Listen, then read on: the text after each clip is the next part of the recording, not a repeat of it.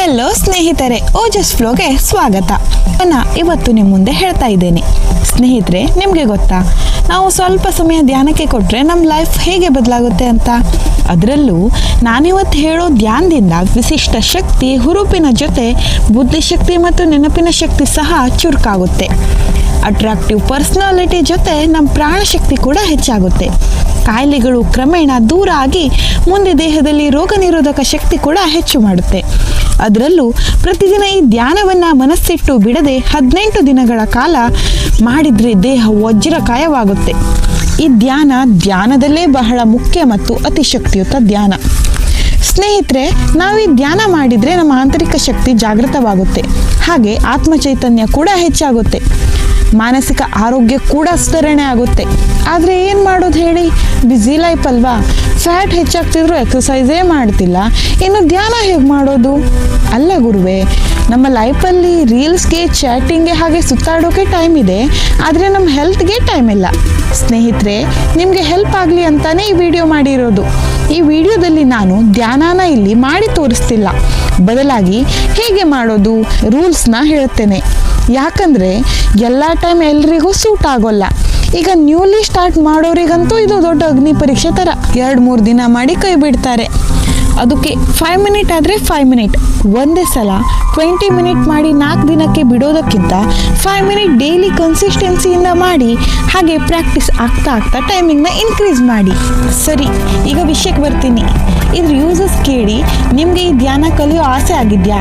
ಸರಿ, ಮತ್ತೆ ಲೇಟ್ ಮಾಡೋದು ಬೇಡ, ಓಕೆನಾ? ಲೈಫ್ ಬ್ಯಾಲೆನ್ಸ್ಗೆ ಯೂಸ್ಫುಲ್ ಆಗಿರೋ ಈ ಧ್ಯಾನನೇ ವಜ್ರ ಧ್ಯಾನ, ಡೈಮಂಡ್ ಮೆಡಿಟೇಷನ್. ನಮ್ಮ ದೇಹದಲ್ಲಿ 26 ಕೇಂದ್ರ ಸ್ಥಾನವಿದೆ. ಅವುಗಳಲ್ಲಿ 2 ಅಂಗಾಲುಗಳು, 2 ಮೊಣಕಾಲುಗಳು, 2 ಮೀನಖಂಡ, 2 ತೊಡೆ, ಲಿಂಗಸ್ಥಾನದಲ್ಲಿ 2, ಹೊಕ್ಕಳಲ್ಲಿ 1, ಶ್ವಾಸಕೋಶ 2, ಹೃದಯ 1, ಅಂಗೈ 2, ಹಾಗೆ ನಮ್ಮ ಪೋಶ್ಚರ್ ಮ್ಯಾನೇಜರ್ ಆಗಿರುವಂಥ, ಗೊತ್ತಾಗ್ಲಿಲ್ವಾ, ನಮ್ಮ ಭುಜ ರೀ, ಭುಜದಲ್ಲಿ 3, 2 ಕಿವಿ, 1 ಬಾಯಿ, 1 ಮೂಗು, 2 ಕಣ್ಣು, ಹಾಗೆ ಮೇನ್ ಆಗಿ ನಮ್ಮ ಐಬ್ರೋ ಮಧ್ಯ. ಸ್ನೇಹಿತರೆ, ಮನುಷ್ಯರ ಜೀವನದ ಉನ್ನತಿಗೆ ಈ ಕೇಂದ್ರ ಸ್ಥಾನಗಳು ಬಹಳ ಮುಖ್ಯವಾಗಿದೆ. ಓಕೆ, ಈಗ ಸ್ಟಾರ್ಟ್ ಮಾಡೋಣ. ಮೊದಲು ಮ್ಯಾಟ್ ಮೇಲೆ ಅಂಗಾತವಾಗಿ ಮಲಗಿ ನಿಧಾನವಾಗಿ ಕಣ್ಣು ಮುಚ್ಚಿ, ಹಾಗೆ ಉಸಿರಾಟವನ್ನೇ ಗಮನಿಸುತ್ತಾ ದೀರ್ಘವಾದ ಉಸಿರಾಟವನ್ನು ಮಾಡಿ. ಈಗ ನಿಮ್ಮ ಮನಸ್ಸಿನಲ್ಲಿ ಒಂದು ವಜ್ರವನ್ನು ಕಲ್ಪಿಸಿಕೊಳ್ಳಿ. ಅದು ನಿಮ್ಮ ಹಣೆಯ ಮಧ್ಯಭಾಗದಿಂದ ಸಣ್ಣದಾಗಿ ಹೊರಬರುತ್ತಿದೆ ಅಂತ ಊಹಿಸಿ. ಆ ವಜ್ರ ನಿಮಗೆ ಗೋಚರವಾದಂತೆ 3 ಬಾರಿ ಶ್ರೀ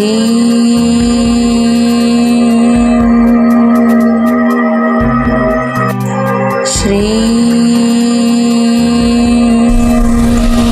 ಅಂತ 3 ಬಾರಿ ಶ್ರೀಕಾರವನ್ನು ಮನಸ್ಸಿನಲ್ಲಿ ಹೇಳಿ. ಈ ವಜ್ರಕ್ಕೆ ಶ್ರೀಕಾರದ ತರಂಗಗಳನ್ನು ಕಳುಹಿಸಿ. ಶ್ರೀಕಾರ ಹೇಳಿದಂತೆಲ್ಲ ವಜ್ರವು ಬೃಹದಾಕಾರವಾಗಿ ಬೆಳೆಯುತ್ತಿದೆ ಎಂದು ಕಲ್ಪಿಸಿಕೊಳ್ಳಿ. ಅದು ಪ್ರಕಾಶಮಾನ ಹೊಳಪಿನಿಂದ ದೊಡ್ಡದಾಗಿ 26 ಸಣ್ಣ ಚೂರುಗಳಾದಂತೆ ಊಹಿಸಿ. ಈಗ 26 ವಜ್ರದ ಚೂರುಗಳಿಗೆ 3 ಬಾರಿ ಶ್ರೀಕಾರದ ಶಕ್ತಿಯನ್ನು ತುಂಬೋಣ. 26 ಚೂರುಗಳಲ್ಲಿ 2 ಚೂರುಗಳನ್ನು ತೆಗೆದುಕೊಂಡು ಎಡ ಮತ್ತು ಬಲ 2 ಮೀನಖಂಡಗಳಿಗೆ ಕಳಿಸಿ. ಶ್ರೀಕಾರವನ್ನು 3 ಬಾರಿ ಹೇಳಿ. ಹಾಗೆ ಅಂಗಾಲುಗಳಿಗೆ ಕಳುಹಿಸಿ 3 ಬಾರಿ ಶ್ರೀಕಾರದ ಜೊತೆ. ಹೀಗೆ ಮೊಣಕಾಲು, ತೊಡೆ, ಲಿಂಗಸ್ಥಾನ, ಹೊಕ್ಕಳಿಗೆ, ಶ್ವಾಸಕೋಶ, ಹೃದಯ, 2 ಕೈಗೆ, ಭುಜಗಳಿಗೆ 3, ಕಿವಿ, ಬಾಯಿ, ಮೂಗು, ಕಣ್ಣು, ಮತ್ತು ಕೊನೆಯದಾಗಿ 2 ಹುಬ್ಬುಗಳ ಮಧ್ಯ. ಪ್ರತಿಯೊಂದು ಭಾಗಕ್ಕೆ ವಜ್ರವನ್ನು ಮಾನಸಿಕವಾಗಿ 3 ಬಾರಿ ಶ್ರೀಕಾರವನ್ನು ಹೇಳಿ ಕಳುಹಿಸಿ. ನಂತರ ವಿಶಿಷ್ಟ ಶಕ್ತಿ ನಮ್ಮ ದೇಹದ ತುಂಬೆಲ್ಲ ಹರಡಿಕೊಂಡಿದೆ. ದೇಹ ವಜ್ರದಂತೆ ಹೊಳೆಯುತ್ತಿದೆ. ಮನಸ್ಸಿನಲ್ಲಿ ಅದ್ಭುತ ಶಕ್ತಿ ಹರಿದಾಡುತ್ತಿದೆ. ಈಗ ನಿಧಾನವಾಗಿ ನಿಮ್ಮ ಕೈ ಕಾಲುಗಳನ್ನು ಅಲುಗಾಡಿಸಿ. ಹಾಗೆ ನಿಧಾನವಾಗಿ ಬಲಗೈಯನ್ನು ಹಿಂದಕ್ಕೆ ಚಾಚಿ, ಎಡಗಾಲನ್ನು ಮಡಚಿ ಬಲಭಾಗಕ್ಕೆ ತಿರುಗಿ ಹಣೆಯನ್ನು ನೆಲಕ್ಕೆ ತಾಗಿಸಿ ನಿಧಾನವಾಗಿ ಬಲಮಗ್ಗಲಾಗಿ ಎದ್ದು ಕುಳಿತುಕೊಳ್ಳಿ. ಹಾಗೆ 2 ಹಸ್ತವನ್ನು ಉಜ್ಜಿ ಕಣ್ಣಿಗೆ ಒತ್ತಿ ನಿಧಾನವಾಗಿ ಕಣ್ಣನ್ನು ಬಿಡಿ. ಸ್ನೇಹಿತರೆ, ನಿಮ್ಮಲ್ಲಿ ಕೋರಿಕೊಳ್ಳುವುದೇನೆಂದರೆ ಇದನ್ನು ಕಂಟಿನ್ಯೂ ಆಗಿ ಪ್ರಾಕ್ಟೀಸ್ ಮಾಡಿ. ಇದ್ರ ಯೂಸಸ್ ನಿಮಗೆ ನಿಧಾನವಾಗಿ ಗೊತ್ತಾಗ್ತಾ ಹೋಗುತ್ತೆ. ನಿಮಗೆ ಈ ಧ್ಯಾನ ಹೆಲ್ಪ್ಫುಲ್ ಆಗಿದ್ದರೆ ಲೈಕ್ ಮಾಡಿ, ಡೌಟ್ ಇದ್ದರೆ ಕಮೆಂಟ್ ಮಾಡಿ. ಹಾಗೆ ಈ ಥರ ಹೆಲ್ಪ್ಫುಲ್ ವಿಡಿಯೋ ನೋಡಬೇಕಂದ್ರೆ ನಮ್ಮ ಚಾನಲ್ನ ಸಬ್ಸ್ಕ್ರೈಬ್ ಮಾಡಿ, ನಿಮ್ಮ ಸ್ನೇಹಿತೆನ ಪ್ರೋತ್ಸಾಹಿಸಿ. Thank you guys. ಲೈಫ್ ಹೇಗೆ ಇರಲಿ, ನಗ್ತಾ ಇರಿ. ಬಾಯ್ ಬಾಯ್.